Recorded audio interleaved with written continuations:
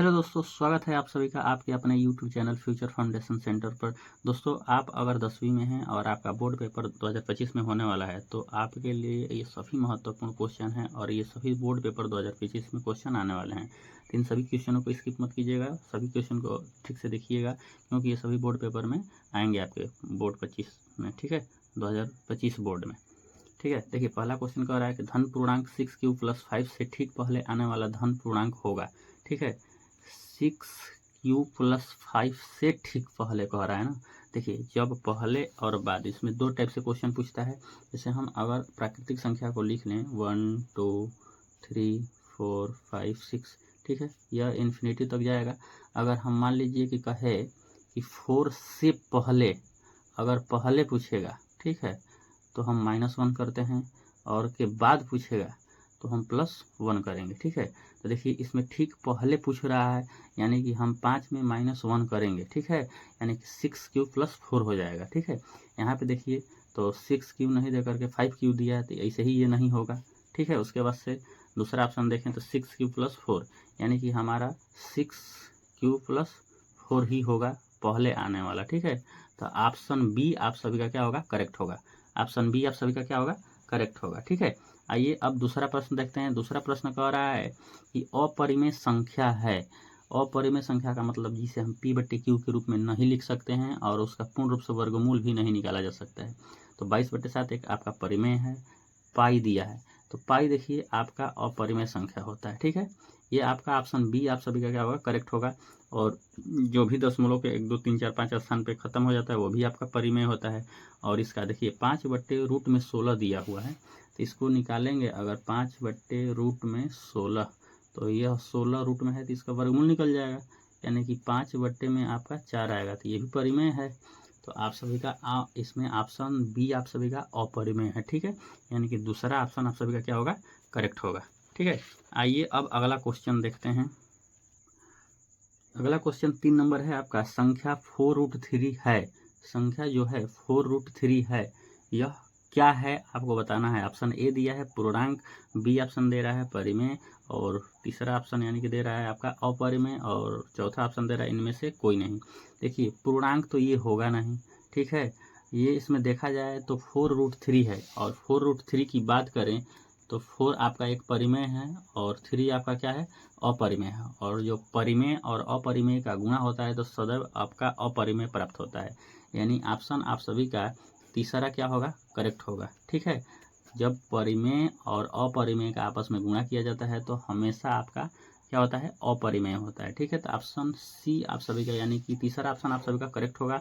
4 number question की बात करें तो निम्नलिखित संख्याओं में से परिमेय संख्या होगी। इसमें परिमेय पूछ रहा है। देखिए जितने भी आपके वास्तविक संख्या से क्वेश्चन बनने वाले हैं ज़्यादातर आपका परिमेय, अपरिमेय, शांत और अशांत ये सब पूछता है। ठीक है, तो सभी प्रश्नों को देखेंगे। ऑप्शन ए दिया है आपका √5, आपका परिमेय पूछ रहा है। क्या पूछ रहा है, आपका परिमेय पूछ रहा है। तो √5 आपका अपरिमेय है। और √1, देखिए √1 को हम लिख सकते हैं, √1 को चाहें तो हम लिख सकते हैं 1 × 1, और जिसका जोड़ा बन जाता है वह निकल जाता है, यानी कि यहाँ पे 1 आपका क्या होगा, परिमेय संख्या होगा। ठीक है, तो ऑप्शन बी आपका देखा जाए तो करेक्ट ऑप्शन होगा। ठीक है, और तीसरा ऑप्शन देखा जाए तो आपका क्या है, देखिए रूट में 1 + 4/9, 1 + 4/9, इसको हल करेंगे तो रूट में इसका एलसीएम लेंगे तो 9 को 9 और 9 4 13, यानी कि 9/, देखिए 9 4 13, ये भी रूट में होगा 13/9। इसका तो वर्गमूल निकाल लेंगे, यानी कि रूट में 13/3 हो जाएगा, लेकिन ये आपका रूट से बाहर नहीं निकल रहा है इसलिए ये क्या होगा, अपरिमेय होगा। ठीक है, और फिर आपका क्या होगा, ये आपका देखा जाए तो ये भी आपका क्या होगा, रूट से बाहर नहीं निकलेगा, 10 नीचे हो जाएगा। ठीक है, तो आपका ये भी अपरिमेय है, लेकिन इसमें ऑप्शन बी आपका क्या होगा, परिमेय होगा। ठीक है, आइए अब अगला क्वेश्चन देखते हैं। अगला क्वेश्चन है आपका यूक्लिड विभाजन प्रमेयिका का दूसरा नाम। देखिए यूक्लिड विभाजन प्रमेयिका का है, चाहे आपका कलन विधि का है, इसका नाम दूसरा क्या है, कलन विधि या एल्गोरिथम भी इसको कहा जाता है। ठीक है, तो आपका बी ऑप्शन करेक्ट होगा, कलन विधि। यूक्लिड विभाजन प्रमेयिका का दूसरा नाम आपका कलन विधि होता है। ठीक है, आपका कलन विधि होता है। ठीक है, अब अगला क्वेश्चन देखिए, आपका बहुत ही महत्वपूर्ण है, जो आपका बोर्ड पेपर में हमेशा पूछता है। किसी पूर्णांक के लिए प्रत्येक सम पूर्णांक निम्नलिखित रूप का होता है। ठीक है, सम पूर्णांक द्वारा निम्नलिखित रूप का होता है, यानी इसमें आपका कौन सा अगर कुछ भी यहाँ पे रखें किसी भी पूर्णांक के लिए, ठीक है, तो पूर्णांक में आपका क्या होता है, जीरो सहित सभी धनात्मक और आपका ऋणात्मक भी होता है। अगर उसमें से कुछ भी मान रखे तो इनमें से सबका कोई मान क्या आना चाहिए, सम पूर्णांक यानी कि सम संख्या होना चाहिए। ठीक है, तो देखिए इसमें सम पूर्णांक के लिए आपका 2m होता है। क्या होता है, 2m होता है। ठीक है, तो ऑप्शन इसमें तीसरा ऑप्शन भी का करेक्ट ऑप्शन हो जाएगा। ठीक है, तीसरा ऑप्शन इसमें क्या होगा, करेक्ट ऑप्शन होगा। 7 नंबर क्वेश्चन है आपका, किसी पूर्णांक q के लिए प्रत्येक विषम पूर्णांक निम्नलिखित रूप का होता है। ठीक है, सम पूर्णांक और विषम पूर्णांक दो चीज आपका इस टाइप से प्रश्न पूछता है। देखिए अभी हम ऊपर 6 नंबर क्वेश्चन में बताए हैं, सम के लिए होता है 2, अगर m दिया रहा है, p दिया रहा है, q रहा है, जो भी दिया रहेगा, जैसे इसमें q दिया है तो 2q के रूप में होगा, यह आपका सम होगा। क्या होगा, सम। लेकिन यहीं पे विषम पूछे तो 2q + 1, यानी किसी भी संख्या में अगर हम एक जोड़ देंगे किसी भी सम संख्या में, ठीक है, तो अब विषम प्राप्त हो जाएगा। क्या हो जाएगा, विषम प्राप्त हो जाएगा। तो यह आपका विषम है। ठीक है, तो ऑप्शन देखा जाए आप सभी का 4 नंबर 2q + 1, ठीक है, क्या होगा, यही ऑप्शन आपका करेक्ट होगा। 2q + में 1 ऑप्शन आप सभी का चौथा आप सभी का क्या होगा, करेक्ट हो जाएगा। अगला क्वेश्चन देखते हैं 8 नंबर। 8 नंबर क्वेश्चन कह रहा है संख्या n² - 1, संख्या जो है n² - 1 है कोई, ठीक, उसमें कह रहा है कि 8 से विभाज्य होती है। ये जो भी संख्या है यह 8 से विभाज्य होती है यदि है एक, यानी कि n क्या है वहाँ पे ये पूछ रहा है। कह रहा है कि पूर्णांक, प्राकृतिक संख्या दूसरा ऑप्शन, तीसरा ऑप्शन कह रहा है कि विषम संख्या, और चौथा ऑप्शन कह रहा है कि सम संख्या। ठीक है, और यह आपका 2019 में पूछा हुआ है और कई बार ये पूछा जा सकता है। ठीक है, बहुत अच्छा क्वेश्चन है। देखिए क्या करेंगे हम, n का मान एक बार पूर्णांक रखेंगे, फिर प्राकृतिक संख्या रखेंगे, विषम संख्या रखेंगे, फिर सम संख्या रख करके देखेंगे बारी बारी से कि क्या यह विभाज्य 8 से हो रहा है, और जो मान रखने पर विभाज्य होगा वही ऑप्शन आपका क्या होगा, करेक्ट होगा। ठीक है, चलिए तो इसमें पहले हम पूर्णांक की बात करते हैं। देखिए आपका पूर्णांक जो दिया हुआ है, और पूर्णांक का मतलब होता है कि जीरो सहित सभी धनात्मक संख्या। ठीक है, क्या होता है, जीरो सहित सभी आपका धनात्मक संख्या। ठीक, 2 3 4 5 ये 6, ये आपका इन्फिनिटी तक जाएगा। ठीक है, और फिर इधर भी -1 -2 -3 -4। ठीक है, तो पहले हम धनात्मक संख्या को रख करके देखते हैं कि क्या यह 8 से विभाज्य हो रही है। देखिए अगर n² - 1 में हम अगर 1 रखें, ठीक है, धनात्मक हम इसमें से रख रहे हैं, अगर n का मान 1 रखेंगे तो स्क्वायर -1 होगा, यहाँ से स्क्वायर करेंगे 1 का तो 1 होगा, 1 में से अगर 1 को घटाइएगा तो यह 0 आ जाएगा। ठीक है, तो 0 हो गया ये तो। ठीक, उसके बाद से हम दूसरा संख्या रखते हैं, यानी कि 2 का जब स्क्वायर कीजिएगा उसमें से -1 कीजिएगा तो 2 का स्क्वायर कीजिएगा तो 4 होगा, 4 - 1 करेंगे तो आपका 3 आ जाएगा। ठीक है, देखिए यह 3 आपका 8 से विभाज्य नहीं है। ठीक है, यानी कि पहला ऑप्शन नहीं होगा, पहला ऑप्शन आपका गलत है, यानी कि पूर्णांक नहीं होगा। अब रखते हैं प्राकृतिक संख्या, और यह हम 1 2 3 इसी को हम प्राकृतिक संख्या बोलते हैं, यह भी फिर वही रखेंगे तो यही मान आएगा।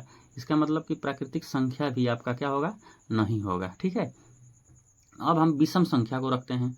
विषम संख्या, तो विषम संख्या में हमारा क्या होगा, 1, उसके बाद से 3 5, उसके बाद से 7 होता है ना, तो n² - 1 में रखा जाए, n² - 1, तो हम 1 रखेंगे तो 1 का स्क्वायर करेंगे तो 1 होगा, -1 करेंगे तो 0 हो जाएगा, ये तो 0 हो जा रहा है। उसके बाद से 3 रखते हैं, 3 का जब स्क्वायर करेंगे माइनस में 1, तो 3 का स्क्वायर करेंगे तो 9 हो जाएगा, 9 में से 1 घटाएंगे तो 8 आ जाएगा, और यह 8 से क्या हो रहा है, विभाज्य हो रहा है। ठीक है, अब फिर अगला संख्या विषम संख्या रखेंगे, इसके यानी कि 3 रखने पर हमारा जो भी संख्या आया है 8 हुआ, 8 से क्या हो रहा है, विभाज्य हो रहा है। ठीक है, उसके बाद से अब हम 5 रखेंगे, यानी n² - 1 में। ठीक है, n² - 1 में जब हम 5 रखेंगे तो 5 का क्या होगा, स्क्वायर माइनस में 1, तो 5 का स्क्वायर करेंगे तो 25 माइनस में 1, और इसका जब -1 करेंगे तो 24 आ जाएगा, और 24 देखा जाए तो 8 से 8 तरीके 24, यानी कि यह विभाज्य हो रहा है।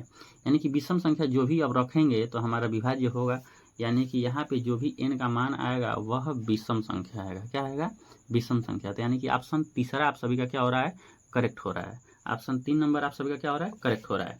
चलिए अब अगला क्वेश्चन देखते हैं और अगले क्वेश्चन को करने का प्रयास करेंगे, अच्छी तरह से समझने का प्रयास करेंगे। ये क्वेश्चन आपका बार बार पूछा गया है।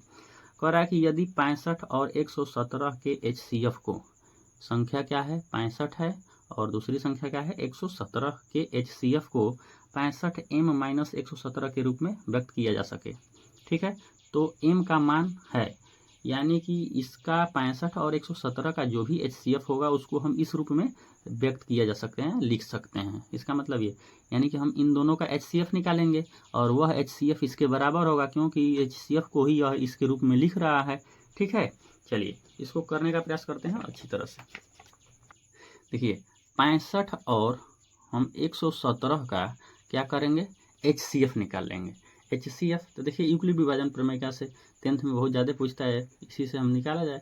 ठीक है, तो यानी 117 में हम भाग देंगे छोटी संख्या से, यानी 117 बड़ी है और यह 65 क्या छोटी है, तो छोटी वाली से बड़ी वाली में भाग देते हैं। ठीक, देखिए एक बार जाएगा यह भाग, कितने बार जाएगा, एक बार। 65 यानी कि 17 होगा, 17 में से 5 घटाइएगा, नहीं 7 में से 5 घटाइएगा तो 2 हो जाएगा, उसके बाद से 5 हो जाएगा, 52। ठीक है, यहाँ से एक बार जाएगा, 65 में अब भाग देंगे 52 से तो फिर 52 होगा, उसके बाद से 52 यानी कि 5 में से 2 जाएगा तो 3 होगा, उसके बाद से आपका 6 में से 5 जाएगा तो 1, और फिर इसमें हम 52 में भाग देंगे, 13 से 13 चौके 52, यानी कि कट जा रहा है, और जो संख्या विभाजित कर देती है वही HCF होता है। यानी कि इन दोनों का HCF देखा जाए तो 13 हो गया है, और 13 को ही लिखा है क्या, किस रूप में, तो 65m - 117 के रूप में लिख रहा है ये। ठीक है, 117 के रूप में लिख रहा है। अब हम क्या करेंगे, एक ये जो 117 है ना, इसको लेकर आइए इधर, यानी कि हम इसको लिख सकते हैं 65m बराबर, ये जब इधर इसको लेकर आएंगे तो ये भी धनात्मक हो जाएगा, यानी कि 13 + 117 65।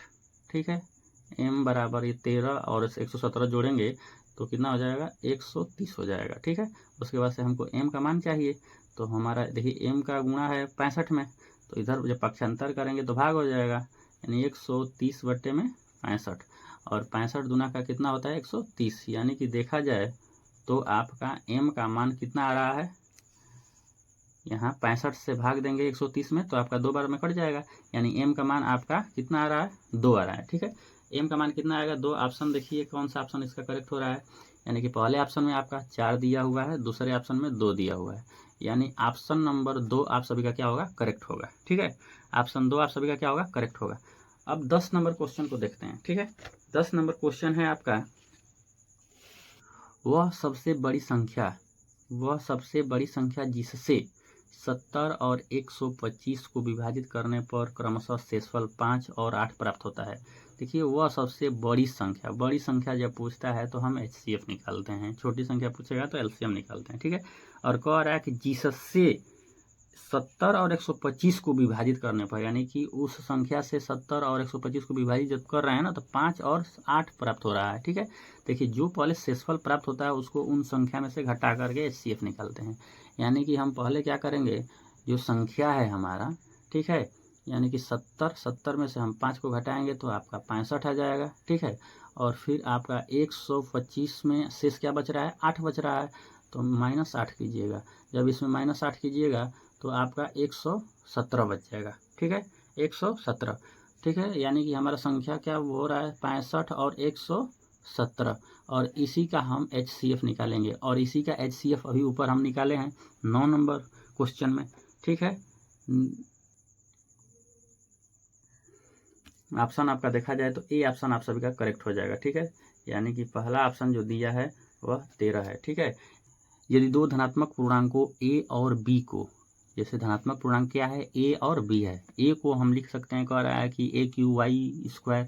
ठीक है, AQ × y², और b बराबर कह रहा है x × y³ के रूप में व्यक्त किया संख्याएं हैं, जहां x और y अभाज्य संख्या हैं, तो HCF यानी a b जो अभाज्य संख्याएं हैं इनका HCF ज्ञात करना। देखिए a बराबर आपका दिया हुआ है x⁻3 y⁻2, ठीक है, इंटू में, उसके बाद से b बराबर आपका दिया हुआ है x × y⁻3।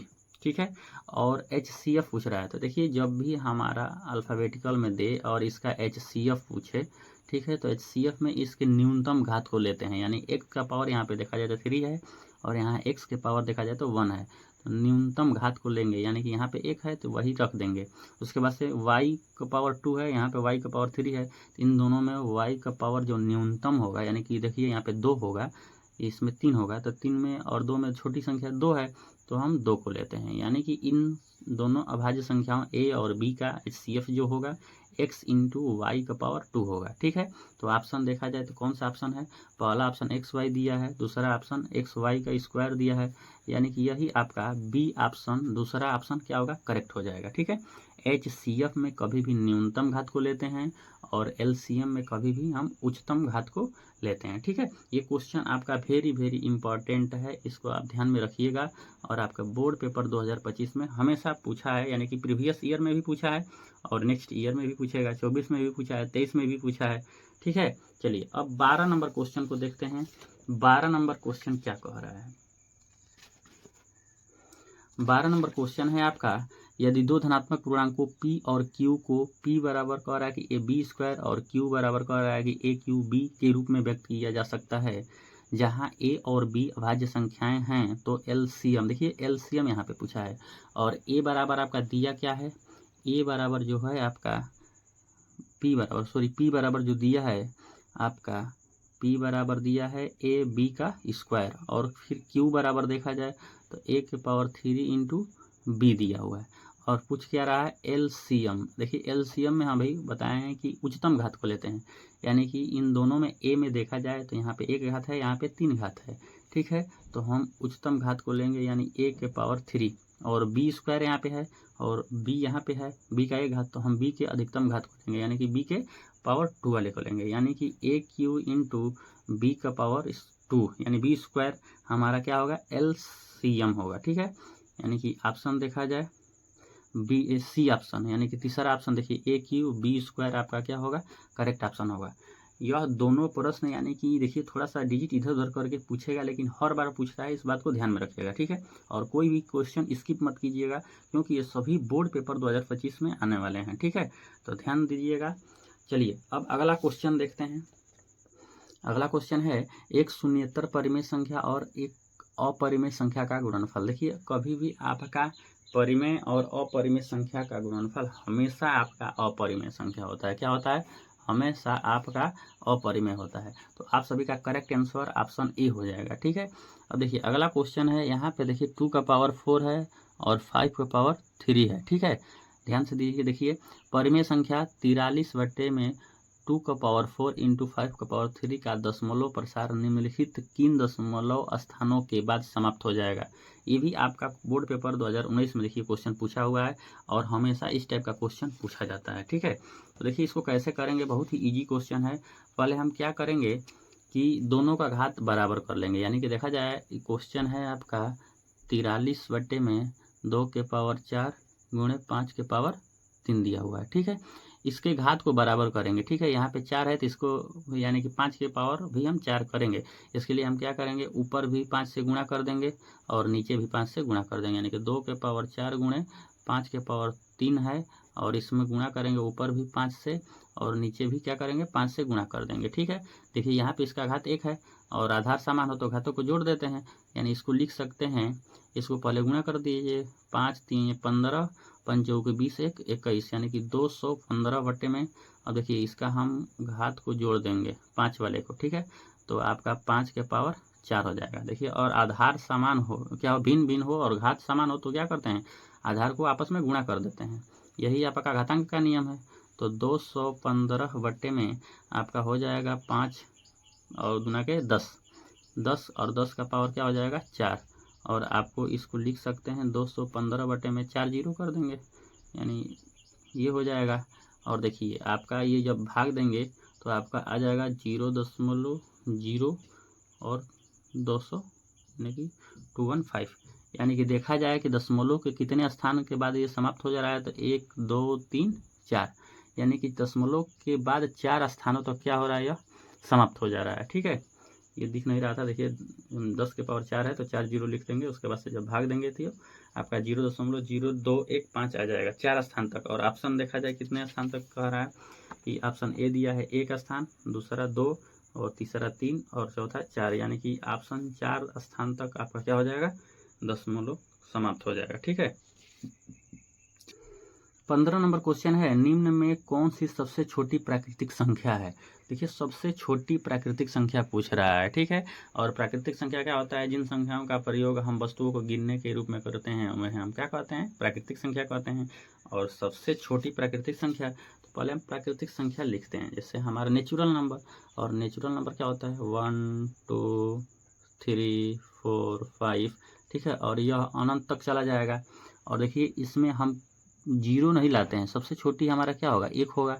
ठीक है। क्या होगा, 1 होगा। 1 से कोई छोटी संख्या हम प्रयोग नहीं करते हैं किसी भी नेचुरल नंबर में, यानी कि कोई भी प्राकृतिक संख्या में। ठीक है। तो आपका देखा जाए तो आपका क्या हो जाएगा, 1 हो जाएगा। ठीक है। क्या होगा, 1। ये आपका 1 क्या है, सबसे छोटी प्राकृतिक संख्या है। ठीक है। ऑप्शन सी आप सभी का क्या होगा, करेक्ट हो जाएगा। ठीक है। ऑप्शन सी आपका क्या होगा, सबसे छोटी प्राकृतिक संख्या होगा। अब 16 नंबर प्रश्न कह रहा है कि √2 का परिमेयीकरण गुणांक है। देखिए √2 का परिमेयीकरण गुणांक की बात करें तो √2 का परिमेयीकरण √2 ही होगा। ठीक है। तभी आपका रूट समाप्त हो जाएगा। ठीक है। यानी कि 2 आएगा, तो √2 ही आपका क्या होगा, इसका परिमेयीकरण गुणांक होगा। ऑप्शन आप सभी का बी क्या होगा, करेक्ट होगा। ठीक है। ऑप्शन बी आपका क्या होगा, करेक्ट होगा। ठीक है। √2। ठीक है। चलिए अब अगला क्वेश्चन 17 नंबर कह रहा है कि 45 तथा 60 का मौसा है, यानी 45 और 60 का जो मौसा निकालेंगे तो आंसर क्या आएगा। देखिए 45 और 60 का HCF आप निकाल दीजिए, यूक्लिड विभाजन से ही निकालिए कि अच्छा हो जाएगा, और रिवीजन भी आप सभी को होगा। ठीक है। किसका किसका, तो 45 और 60 का। ठीक है।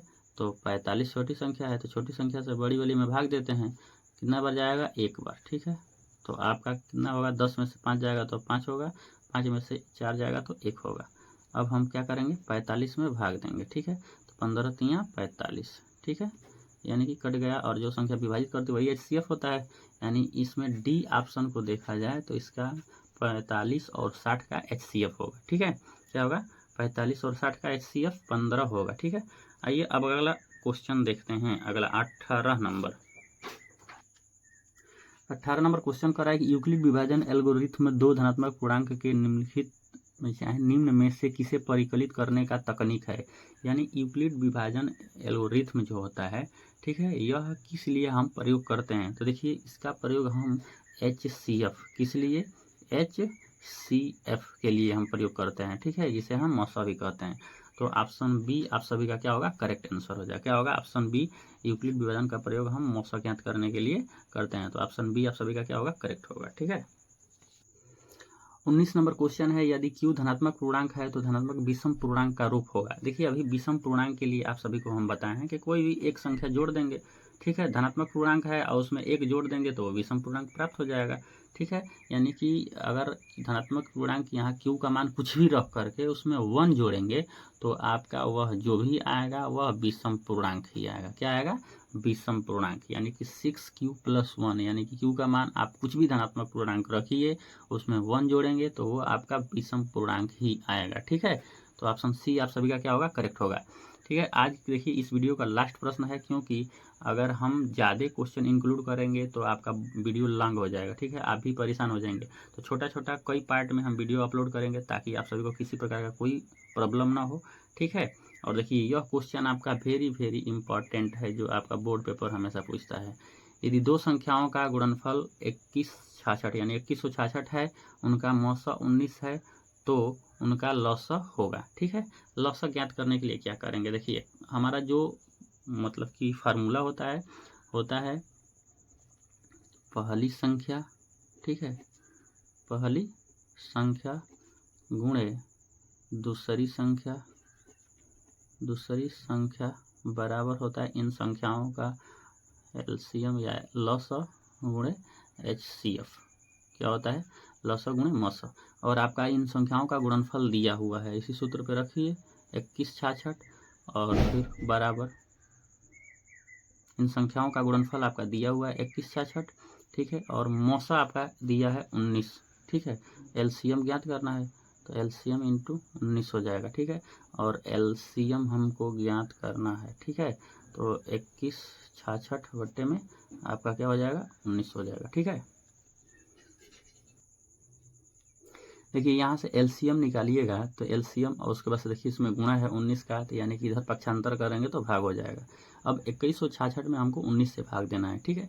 कहीं पे साइड में देख लिया जाए 19 से भाग देना है किसमें, 2166 में, ठीक है। तो देखिए ये एक बार में जाएगा 19 और फिर 2 हो जाएगा, फिर 6 उतरेगा, फिर एक बार जाएगा तो फिर 19 और यहाँ पे आपका 7 हो जाएगा और फिर 6 उतर जाएगा, 19 चौके 76, यानी कि 4 बार जाएगा, ये कट जाएगा, ठीक है।